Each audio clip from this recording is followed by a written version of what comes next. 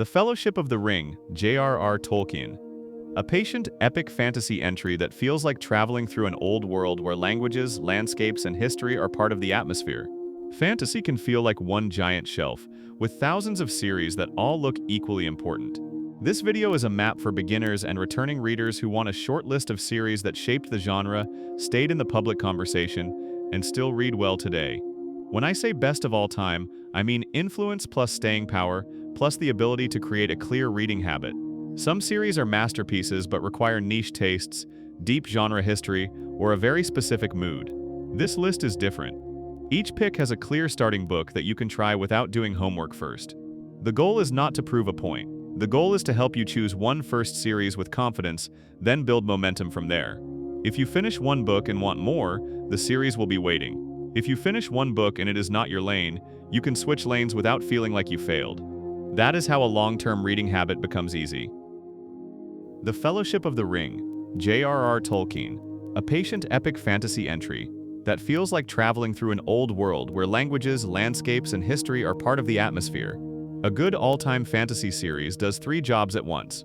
First, it creates a strong sense of place. You should feel the world through daily details, not through encyclopedic explanation. Second, it teaches you how to read it. The first book should be an onboarding ramp, not a gate.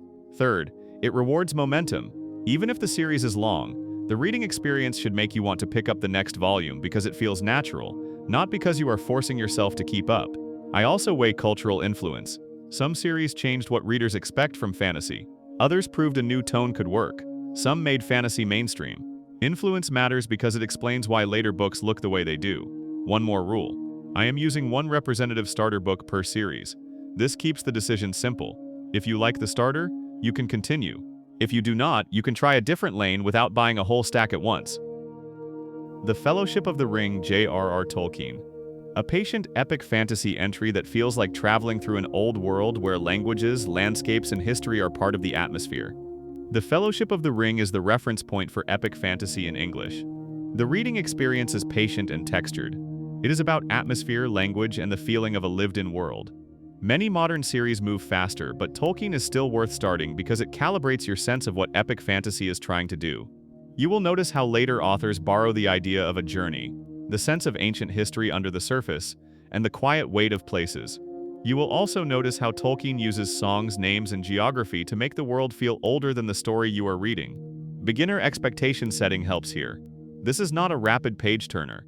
It is closer to a long walk through a landscape. If you want to read it without friction, aim for steady daily chapters rather than big binges.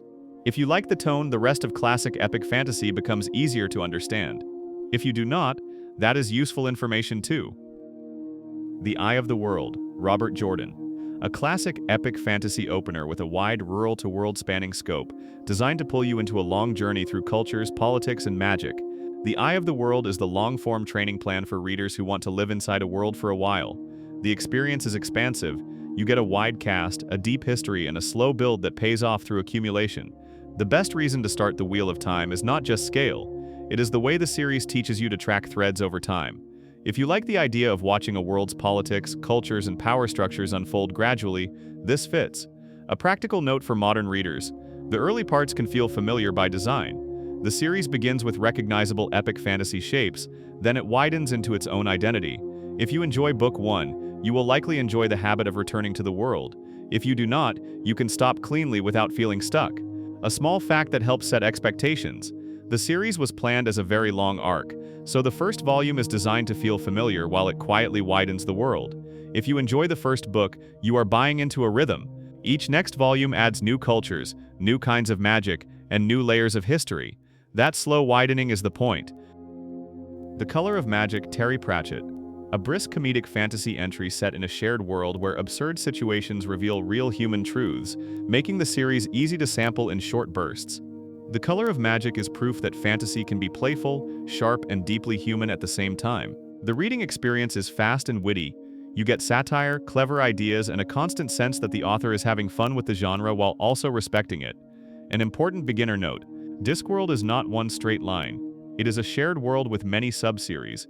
Starting with the very first book is historically interesting, but it is not always the easiest entry for every reader. Still, it belongs on this list because the series is one of the most influential fantasy projects of the last few decades. If you like humor that also teaches you something about people, Discworld is a strong lane. You can read one book, then pause, then return later. That makes it ideal for readers who do not want to commit to a strict saga. The cultural impact is also unusual. Pratchett's later books are studied and quoted far outside fantasy spaces because the jokes carry real observations about work, politics, belief, and human habits. If you want fantasy that leaves you both entertained and oddly wiser, this is a safe start. If you want a strict linear saga, use Discworld as a menu instead. Assassin's Apprentice Robin Hobb. A character-driven fantasy entry with a quiet, intimate tone that focuses on personal stakes and slow emotional pressure rather than constant spectacle. This is a different kind of fantasy authority. The experience is intimate and character-driven, with a slow-burn emotional focus.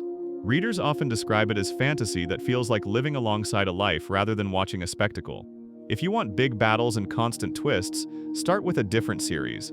If you want deep relationships, moral pressure, and consequences that linger, this is a top-tier entry. The prose is clear, but the emotional weight is real. The reason it belongs in a historical influence list is that it helped expand what mainstream epic fantasy could emphasize. It proved that the inner life of a character can be as gripping as any external conflict. A practical beginner note is pacing. This is not a sprint. It is designed for readers who enjoy noticing small shifts in trust, identity, and responsibility. If that sounds like your lane, you will likely want the next book immediately. A useful way to think about this series is that the stakes are often personal before they are global. The books reward readers who like to notice small changes in trust, identity, and responsibility. The payoff feels earned because it comes from gradual pressure, not sudden spectacle. If you read one chapter at a time, it still works. A Game of Thrones George R.R. Martin. A politically grounded epic fantasy entry with many factions and a realistic tone, built for readers who enjoy strategy, shifting alliances, and consequences. This series sits at the crossroads between classic epic fantasy and modern political realism.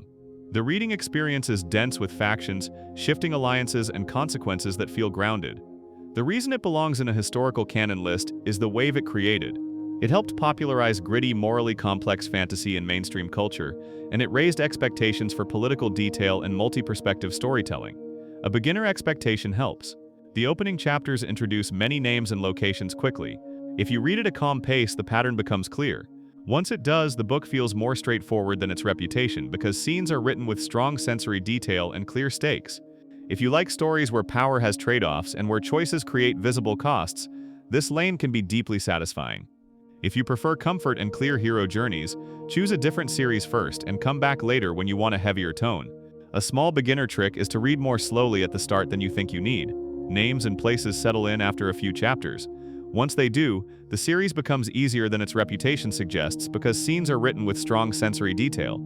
If you like strategy stories where choices create visible costs, this is a natural fit. A Wizard of Earthsea, Ursula K. Le Guin. A short literary fantasy entry set across islands and seas, written in clear classic language that rewards reflection as much as momentum. Earthsea is fantasy written with literary precision. The experience is compact, thoughtful, and quietly powerful. It does not rely on constant action. It relies on clarity of language and the way ideas echo after you stop reading. This is one of the best entry points for readers who want fantasy that feels like a classic but not in an intimidating way. The prose is simple on the surface and deep underneath. You can read it quickly, then think about it longer than you expected. Earthsea also matters historically because it helped normalize the idea that fantasy can be philosophical without being dry. The series influences many later writers who aim for clean prose and moral complexity. If your reading energy is low, this is a perfect reset between heavier series. It gives you a complete, satisfying experience without asking you to memorize a huge world. It is also easy to reread later and notice new meanings with very little effort. Le Guin also helped normalize the idea that fantasy can be philosophical without being dry. The series influences many later writers who aim for clean prose and moral complexity. If you want something that feels timeless and still accessible, Earthsea is an ideal reset between heavier series. It is also easy to reread later and notice new meanings. The Gunslinger, Stephen King. A moody genre blend entry that mixes fantasy with Western atmosphere and eerie strangeness, creating a myth-like journey told in a modern voice. The Dark Tower is a bridge between genres. It pulls in fantasy, Western atmosphere, horror tension, and strange science fiction textures. The reading experience is lean and moody. It feels like a myth told in a modern voice. Why it matters in an all-time list is range. It proved that fantasy is not only castles and medieval settings, it can be a flexible container for tone. Beginner advice helps here. The first book is short and can feel stylistically different from what comes later. Treat it as a doorway rather than a full summary of the whole series. If you like the atmosphere and the voice, you will have a clear reason to continue. This is also one of the few big fantasy projects where the author's voice is instantly recognizable. Even readers who do not usually read fantasy can connect to it because it uses modern cadence and clear scene tension. If you like dark atmosphere but do not want gore or shock, it delivers mood through implication and setting. The best approach is to treat book 1 as an opener, then decide. Gardens of the Moon, Stephen Erickson. A high-complexity epic fantasy entry that drops you into a vast conflict already in motion, asking you to learn by context and keep going. Malazan is the high-difficulty, high-reward entry on this list. The experience is immersive but demanding. You are dropped into a world already in motion and you learn by context rather than by hand-holding. That is exactly why many experienced fantasy readers respect it. It trusts you. If you like piecing together meaning from clues and you enjoy large-scale conflict described with confidence, this can become a favorite. Honest beginner framing is important. The first third can feel disorienting. That is not a flaw. It is a deliberate style. The series wants you to accept not knowing everything immediately. If you can relax into that, your comprehension improves naturally as you keep reading. The most useful expectation is that confusion early on is normal and temporary. Many readers find that the second half of the first book is where their footing improves. If you like the feeling of discovering a world through lived moments, you will appreciate how the series avoids explanation dumps. If you want a guided tour, start elsewhere and come back later. The Fellowship of the Ring, J.R.R. Tolkien. A patient epic fantasy entry that feels like traveling through an old world where languages, landscapes, and history are part of the atmosphere. Here is a simple way to pick your first series from this canon without overthinking. If you want the foundational reference point, start with The Fellowship of the Ring. If you want a modern long series that trains reading stamina, start with The Eye of the World. If you want humor and insight in small doses, try The Color of Magic and then explore Discworld through whichever sub-series feels fun. If you want emotional depth and a quieter intensity, start with Assassin's Apprentice. If you want political strategy and a gritty tone, start with A Game of Thrones. If you want a short classic that resets your taste, start with A Wizard of Earthsea. If you want something stranger and more modern in voice, start with The Gunslinger. If you want the hardest challenge and you like learning by immersion, start with Gardens of the Moon. Notice what this does. It turns a vague best-of-all-time question into a clear first action. Pick the lane that matches your current life and attention, not the lane you think you are supposed to choose. One helpful habit is to decide your reading cadence first. If you read 10 minutes a day, you can still finish the starter book and make a real decision. If you read in long weekend sessions, you may prefer the faster lanes. Either way, one finished book gives you real data. If you are unsure, choose the entry that matches your stamina. Short and elegant. Start with A Wizard of Earthsea. Mid-length and genre blending. Start with The Gunslinger. High complexity and you want a challenge. Start with Gardens of the Moon. Then give yourself a simple rule. Finish one book and only then commit to the next. That keeps the habit calm. The Fellowship of the Ring, J.R.R. Tolkien. A patient epic fantasy entry that feels like traveling through an old world where languages, landscapes, and history are part of the atmosphere. One last practical tip. If you are building a long-term fantasy habit, format matters more than people admit. Epic series often work well on audio because the steady pace turns commutes into reading time. Short classics often work best in print because you can pause and reread a paragraph without friction. Ebooks are ideal for long worlds with unusual names because you can adjust text size and look things up quickly without breaking flow. Whatever format you choose, keep the first step small. Choose one series, start with book 1. Read it with zero pressure. The goal is not to finish a library. The goal is to find your lane and enjoy returning to it. If you liked the starter, your next step is simple. Continue the series. If you did not, do not force it. Switch lanes and try a different entry. That is how experienced readers build taste without burnout. If you want the smoothest path through this list, start with one of the easiest openers, then upgrade difficulty later.